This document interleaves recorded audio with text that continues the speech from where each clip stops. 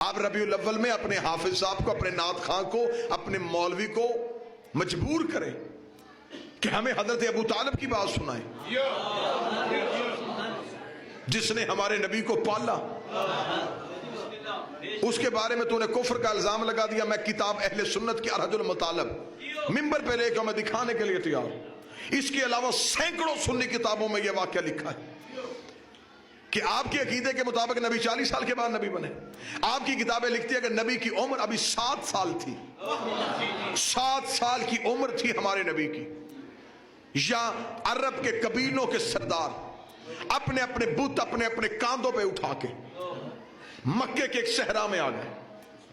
انہوں نے کہا کہ بارش نہیں ہو رہی, خشک سالی ہو گئی ہے, قحط پڑ گیا ہے, ہمارے بچے بھوک سے مر رہے ہیں, لہٰذا ہم ایک کام کرنے لگے ہیں, صحرا میں اپنے اپنے بتوں کو رکھ کے ان کے سامنے گھٹنے ٹیک کے ہاتھ جوڑ کے ان کی عبادت بھی کریں گے اور ان سے دعا بھی کریں گے کہ بارش نازل کرو. اور شیعہ سنیو, یہ عرب کا قانون تھا, عرب کی تہذیب تھی. عرب میں ہر قبیلے کا اپنا بت تھا, ہر قبیلے کا ذاتی بت تھا. 360 قبیلوں میں بٹا ہوا تھا یہ خطہ عرب. سمجھ آ رہی ہے یا نہیں آ رہی؟ اور ان 360 قبیلوں کے اپنے 360 بت تھے سوائے ہاشمیوں کے.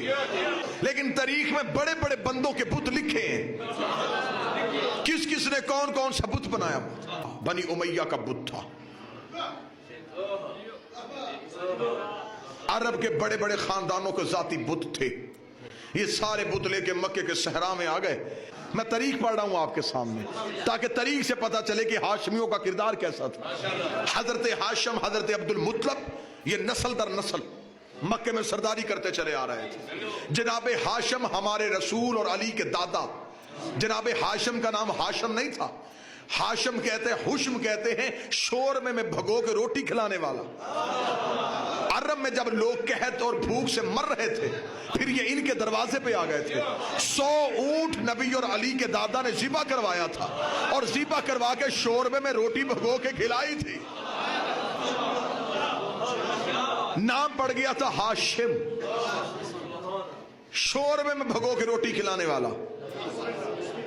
پورے عرب کا خاندان, رسول کی خاندان کی تاریخ پڑھو تو گھنٹوں چاہیے حضرت ہاشم پڑھنے کے لیے, حضرت عبد المطلب پڑھنے کے لیے, کیونکہ مکے کے رئیس تھے حضرت ابو طالب.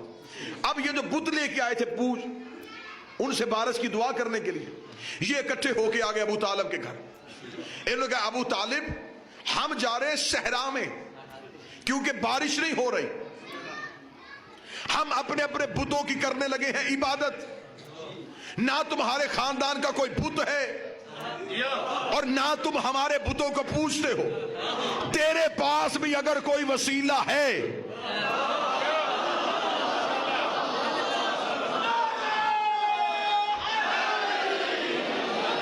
اگر تیرے پاس بھی کوئی وسیلہ ہے, کیونکہ تو بھی مکے میں رہتا ہے, جیسی ضرورت ہمیں بارش کی ہے ویسی تمہیں ہے, جیسے قحط ہمارے گھروں میں ہے ویسے ہی تمہارے مکے میں بھی ہے, لہٰذا تو رئیس مکہ ہے, تو مکے کا سردار ہے, تو مکے کا چودھری ہے, تو مکے کا نمبردار ہے, تو مکے کا رئیس ہے, تیرا حق بنتا ہے کہ تو بھی کوئی وسیلہ لے کے آ.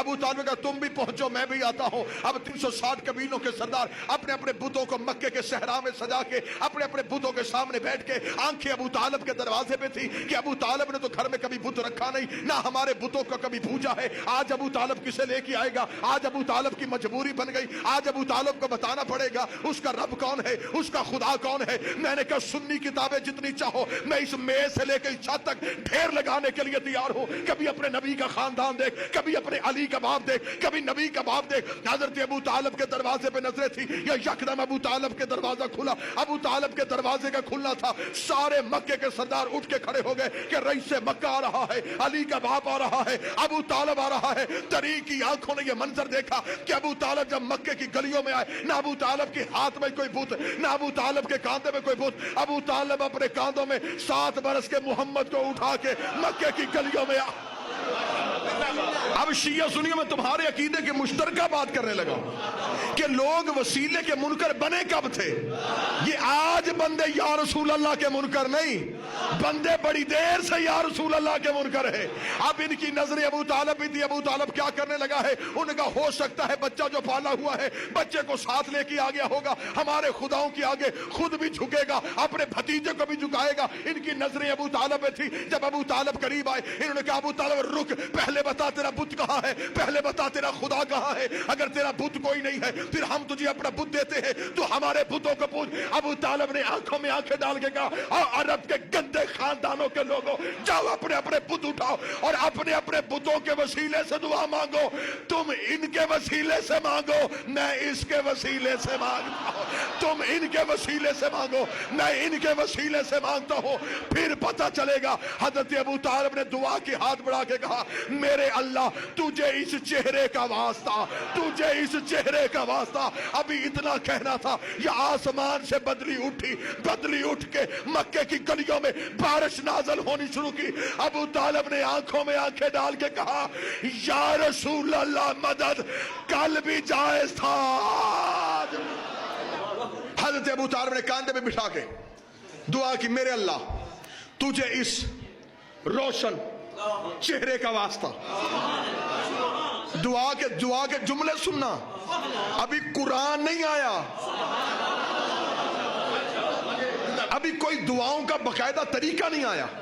ये अबू तालिब दुआ कर रहा, मेरे अल्लाह तुझे इस रोशन चेहरे का वास्ता जिसकी वजह से तूने कायनात को बनाया, मेरे मौला तुझे इन आरजी रुखसारों का वास्ता जिनके शबनम के कतरों से तूने बारिश को बरसने का इज़्न दिया है।